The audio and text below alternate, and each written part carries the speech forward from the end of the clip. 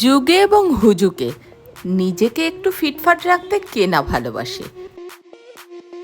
7 বছর আগে প্রথম এসেছিলাম রাসবিহারীর জাবেদ হাবিব। এই 7 বছরে আমার অনেক পরিবর্তন হয়েছে, কিন্তু সৌরভের হাতের কাজের কিন্তু পরিবর্তন হয়নি। এখানে প্রত্যেকটা স্টাফের ব্যবহারই খুবই আন্তরিক এবং হাতের কাজও খুব ভালো। কিন্তু আমি যখন যাই সৌরভ আছে কিনা জেনে নিয়ে ওর থেকে অ্যাপয়েন্টমেন্ট নিয়েই আসি। দেখুন, কালার স্ট্রেটনিং তো সব জায়গাতেই হয়, সব জায়গারই দাম প্রায় একই রকম পড়ে। হাবিবে হয়তো একটু বেশি পড়ে, কিন্তু চুলের কাটিং এটা কিন্তু সবার হাতে সমান হয় না। তো সেই জন্য বারবার আমাকে ফিরে আসতে হয় রাসবিহারীর জাবেদ হাবিবে।